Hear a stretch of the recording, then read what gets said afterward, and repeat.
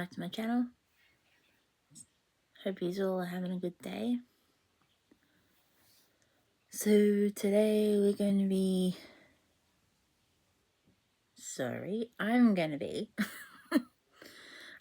reacting to another Mr. Nightmare video.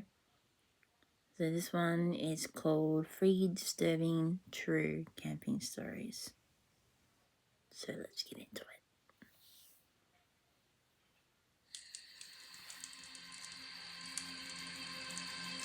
I've also got like a snack as well. I've got some grapes. This experience happened to me in 2020. The world was shutting down because of COVID and everyone was cooped up in their homes. Being an avid backpacker and camper, I used COVID as an excuse to travel to different national parks and camp out in different places. One of those places was a creek in Rocky Mountain National Park, Colorado.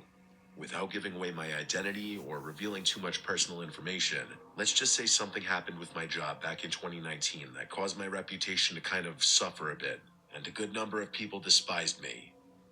I had to change apartments, get a new phone number, and eventually quit my job. The mistake I made caused a good number of people to lose a lot of money, so the shitstorm was expected. I just didn't know how far it would go. I was literally getting harassed by different random numbers for a while. Some texts were even threatening. I didn't know if they were from the same person or different people each time, but I considered the possibility that it was one person texting me from a bunch of different numbers. For a while it seemed to stop, and I was grateful that people seemed to lose interest or just move on. I wasn't working around this time. I was taking time to myself, hence another reason I was traveling around to different national parks.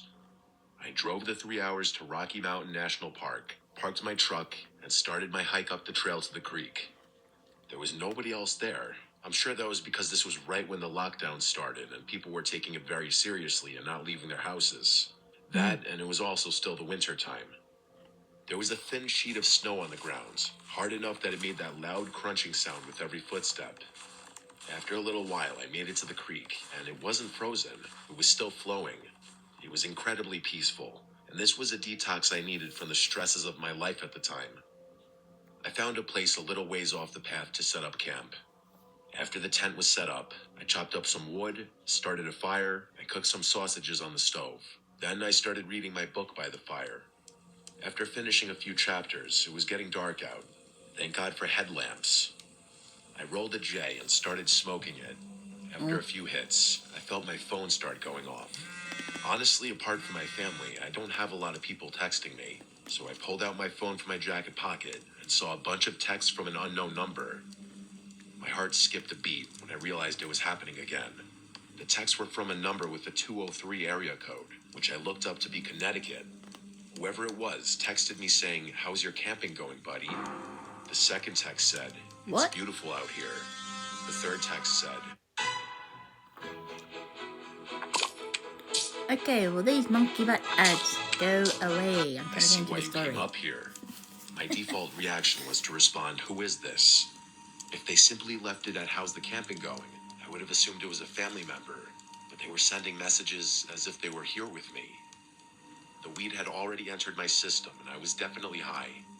This did not help my anxiety one bit. I felt extremely paranoid and started looking around me, standing up and doing a complete 360, looking in every direction out to the increasingly darkening woods. I went to get my P365 handgun from my bag just to make me feel safer.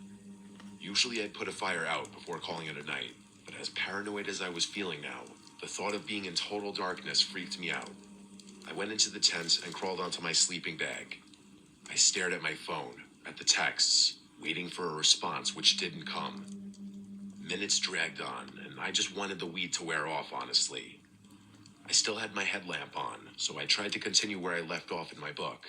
But between being high and my mind being stuck on those texts, I was kidding myself thinking I could read. I decided to just watch YouTube videos on my phone to pass the time. I didn't feel comfortable going to sleep just yet. I was watching some murder documentary on YouTube. I know, a pretty interesting choice considering the setting. And when I least expected it, I got another text. A response to my question before. They responded, "Doesn't matter anymore." My heart started racing all over again. I replied back, "How did you know I'm camping?" But once again, No response after this. The anxiety of the situation was weighing heavier and heavier on me. Was this a prank by a friend or family member? Or was this one of those people harassing me again? But if it was the latter, how would they know I'm camping? That's the really uncomfortable part. I managed to kill an hour just watching videos on my phone, and I noticed the glow from the fire outside was growing dimmer and dimmer as the fire died down to almost nothing. In the wintertime, without the sound of bugs, the woods are dead silent apart from wind on a windy night.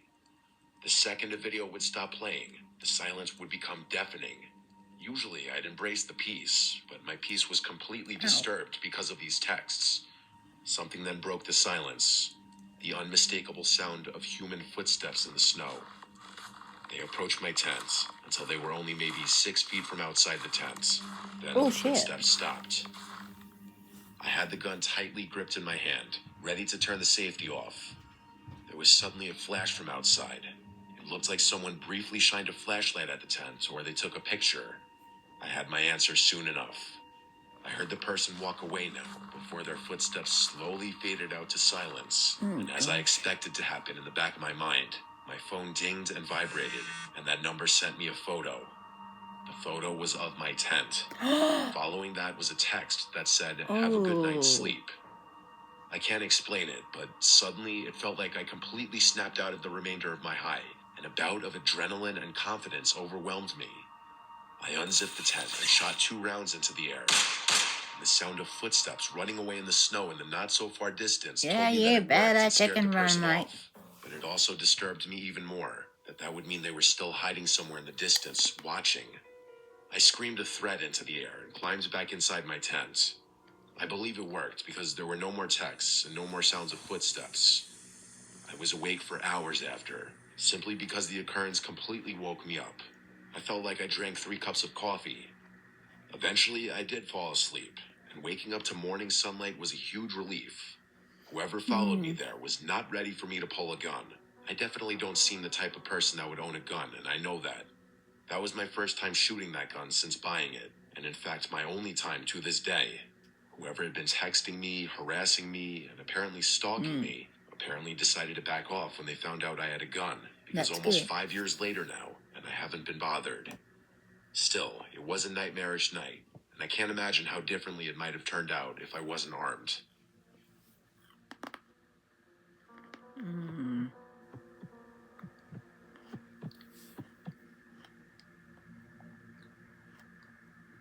During my childhood, every year my family would have a tradition where we'd all go up to northern Michigan for a weekend in October. Our Uncle Jim used to own a 4-acre property up there. The house on the property could fit a lot of people, with 5 bedrooms and 3 bathrooms. 2 bedrooms were set up for my cousins and my siblings, so my brother and sister in one room and our 4 cousins in another room. The other rooms were for all of our parents. My Uncle Jim has always been a big hunter and fisherman. He'd go on camping trips specifically for hunting all around the country. My dad has gone camping with him a few times, even though he's an animal lover and would never harm a fly. Part of the 4 acres that my uncle owned was a big chunk of forest. He marked a line of trees with red paint to mark the property line. Beyond that was just forest owned by the county, I don't know. The nearest house in that direction was probably miles away. Me, my brother Adam, and my cousins Jake and Joe all came up with an idea at lunch when our dads were talking about hunting. We wanted to go camping in the woods that night. Our dads were on board with it. They were definitely already kind of drunk, so more likely to say yes to stuff. Our moms weren't as on board, but they didn't directly say no. So my dad and Uncle Jim took the 4 of us into the woods with a tent. My girl cousins and sister were not involved in this. It was just us boys. They led us into the woods, and when Joey, the youngest of us, started complaining that it's too far, they started laughing. That's how our dads are when they're together, especially when they drink. They loved messing with us as kids. Speaking of ages, I'm oldest. At the time, I was around 13. Adam and Jake were around 10, and Joe was around 9. We went beyond the property line, as there was this small clearing in the woods with a bunch of soft green, mossy-looking stuff that my uncle referred to. Get away to a whole new world at Blue Lake Holiday Park, whether you're seeking the luxury of private lakeside villas. Get off. As deer beds, I'm pretty sure. He said it was perfect for a campsite and that he's used it before. My dad and Uncle Jim kind of gave us a half-drunk lesson on setting up a tent. They made us help out so that it wasn't just them doing all of the work. It was a really big tent, big enough for 4 people, especially kids. Once it was set up, we put our sleeping bags inside. We did this during the day because obviously it was infinitely easier than doing it at night. After all of that, we went back to the house and played games outside until dinner time. At dinner, our moms again expressed that they weren't fans of this idea, that we were too young to be out in the woods alone. Our dads insisted that we'd be fine, and I remember my dad making a joke that we'd be close enough for them to hear our screams if something were to go wrong. It wasn't until later on that our dads led us back into the woods to the tent. We all had flashlights and extra blankets since it was cold at night. I also brought a deck of Uno cards for us to play. When we all got situated in the tent, my dad and Uncle Jim left back to the house. We were suddenly alone in the woods. Honestly, we weren't as close to the house as you think. We were deep enough into the woods where you couldn't see any light from the house. We started playing Uno for a while. I'd say half an hour at least. Playing Uno is actually a really good time killer. It passes the time really well. The tent was lit up by our flashlights arranged in a circle. All was fun and swell, until we heard a scream in the distance. It sounded like a girl's scream. We all went silent and looked at one another with the same faces. I then remembered that Fox's screams sound like the scream of a woman, so I told everyone that. I saw how freaked out Joe was especially, but my statement calmed everyone down. We continued to play Uno.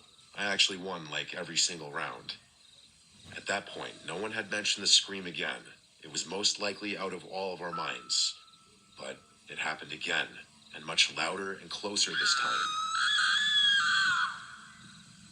This time, it sounded a lot more human. We all went silent again. This time, even I was freaked out. Joe looked like he was going to cry. I told everyone to turn their flashlights off. We crawled to our respective sleeping bags and sat in the darkness. None of us had the courage to run out into the woods back to the house. It's that fear of running and being chased, and just catching the attention of whatever was out there with the sound of our footsteps. Somehow hiding inside of a cloth tent felt like the safer option, so we waited and waited in silence. We still whispered amongst each other, wondering if it could still be a fox. I was truthful and said, I don't know, hopefully. I don't know who heard it first, but we all sprung up and looked at one another again when we heard very fast footsteps crunching the leaves approaching the tent. Then they stopped, and there was an ear-piercing, gut-wrenching scream that sounded like a girl or woman's scream. It was right outside the tent, and the tent started shaking violently. All of us started screaming. Jake and Jim were screaming in fear, while my brother and I were screaming stuff like, get out of the tent. I unzipped the door to the tent, and one by one, we all ran into the woods with our flashlights on, the only reason we could see anything. That run back to the house was the most on-edge moment of my life, like a life or death kind of feeling. We made it to the property screaming the whole way, and our entire family was already outside in response to it. All 4 of us made it back safely. We explained the screams and the tent shaking. They were all shocked and horrified based on their reactions. Then I noticed our cousins Jamie and Christina and my sister weren't outside. I called out my dad and uncle, accusing them of sending one of the girls to scare us. But when he showed us that the girls were already in bed, that's when it was clear. Someone we didn't know was out in the woods. Our dads went out to the woods with a couple of rifles and returned after a while, having found nobody. The next day, we all helped in bringing the tent and other stuff back to the house. Obviously, you can guess that was a one-and-done thing. We never camped out in those woods again. Hell, we didn't even play outside after dark anymore. What kid would after such an experience? My guess is as good as anybody's as to who was outside of our tent and why they were doing what they did. Gosh, that's really, really creepy. Never forget. Buchenwald. What I'm about to tell you still leaves me to question what is real and what's not. This happened to my dad and I, and even now, 2 years later, I get chills just thinking about it. I know how it sounds. If I were you, I wouldn't believe it either, but I swear to you, every word is true. 2 years ago, My dad and I traveled to go camping at a spot out in the deep country. We enjoyed doing this as it was often a very nice time to get away from real life. This place in particular was a nice spot. Hiking trails, zip lines, a bit touristy, but it has deep history. Native American lands, you know? First night there, it was perfect. Families at other campsites, campfires everywhere, kids laughing. The kind of peaceful night you go camping for. We cooked hot dogs, roasted marshmallows, cracked open a few beers, and made small talk with the people around us. A typical nice. peaceful first night. But the second night is when things started to change. The staff told us we were the only ones in the park. Nobody else booked a site at first. We were psyched. A whole campground to ourselves. It sounded peaceful. We spent the day hiking, fishing, taking it slow. At one point, we listened to a scary podcast while sitting by the river. Because, why not lean into the spooky atmosphere? That's We awesome. thought we were being funny. By the time the sun started setting, we were feeling good. A little buzzed from the beers, tired in that satisfying way after a long day outdoors. We decided to head to the park's information center to charge our phones and grab some snacks before it got too dark. The walk back to our campsite, that's when the unease set in. The woods felt different. The air was heavier. The sky had this weird tint, like twilight didn't want to leave. My dad turned to me and said, "Doesn't this feel off, like we're in some kind of dream?" And he was right, it did. The forest felt endless, stretching out in every direction. My chest got tight. I couldn't shake the feeling that we weren't alone. We didn't say much after that, just kept walking, both of us glancing over our shoulders like we expected to see something lurking in the trees. Back at camp, we stayed close to the fire. We didn't really talk about the weird feeling. We didn't need to. It was like we both silently agreed to keep things normal, pretending nothing was wrong. We roasted marshmallows, played music, even smoked some weed to try and distract ourselves. Not the typical father-son moment you would expect, but by the time the sun dipped below the trees, we could no longer see what was in front of us, except for the fire. That's when the uneasy feeling had grown into something worse. As we sat by the campfire and roasted some s'mores, I want to say at about 9 o'clock, we heard a noise. It was a bang, as if a tree fell. It came out of nowhere, loud and close. God. It echoed through the woods from the direction of the river, maybe 100 yards away. We grabbed our flashlights and pointed them toward the sound, but there was nothing. No movement, no glowing eyes, nothing. Bigfoot, we joked, nervous laughs slipping out, but neither of us believed it. A Could few just be minutes a beaver. passed, then it came again, louder this time. Oh God. Farther off, but the same sound, same weight. We shined our lights again, but the forest swallowed our flashlights, allowing us to see only the trees surrounding our tent. And then the third bang, closer. That's when the fear hit. Whatever it was moving toward us, like it was circling the campsite. Then, not even before we were able to collect our thoughts, the fourth bang happened. About 20 yards away, maybe less. That's when the real fear and adrenaline set in. God. Whatever high I had going from the weed was now long gone. My dad turned to me with his eyes wide. I saw the fear in his face. We agreed to get in the tent. We quickly scrambled and threw the last of the firewood onto the fire, hoping the flames would scare off whatever was out there. Then we scrambled into the tent, leaving everything else behind. I ran inside of the tent and quickly dropped to the ground, lying flat. My dad, moving a little slower, following right behind me. As he was about to get into the tent is when the loudest bang happened. So close, it felt like the ground shook. My dad froze, staring out into the dark. I said his name, grabbing his attention as he stared in shock, then quickly jumping into the tent. He muttered, "It's standing there." "What's standing there?" I asked. What? "I don't know," he said, his voice trembling. It was like a wall of darkness. He sat by the zipper as I buried myself under my sleeping bag, trying to move as quietly as I could. He said, "River." Oops. Maybe and then the third bang, closer. Then, not even before we were able to get in the tent. We quickly scrambled the tent and quickly dropped to the ground, lying shook. My dad froze, staring out into the dark. I said his name, grabbing his attention as he stared in shock, then quickly jumping into the tent. He muttered, "It's standing there." "What's standing there?" I asked. I don't know, he said, his voice trembling. It was like a wall of darkness. He sat by the zipper as I buried myself under my sleeping bag, trying to move as quietly as I could. He sat there clutching the only weapon we had, a small knife. Useless, really, but it was all we had. Then came this vibration noise that is still hard to explain to this day. It started low, like a hum, but it wasn't just sound. It filled the air. It was a feeling inside of us, making our chest tight. I've never felt anything like it. My dad whispered, "You hear that?" I couldn't answer. I just nodded, too scared to make a sound, with the feeling as if we were being hunted. This went on for about 5 minutes as we sat in silence. And then, this other sound. It wasn't an animal, and it wasn't human.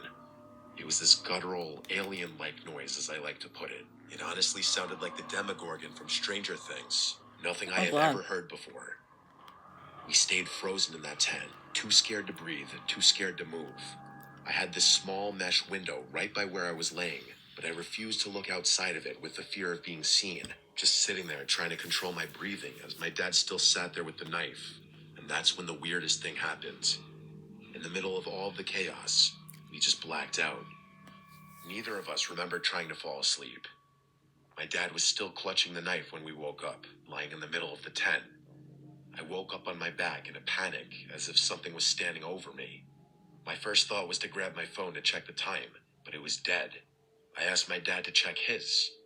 Dead too. Both had been fully charged the night before, making sure we had them working in case of an emergency. We stepped outside to pee. Okay. As we stood 5 feet from the tent and peed back to back, still scared out of our minds, we saw that it was still pitch black outside. The air was cold and still.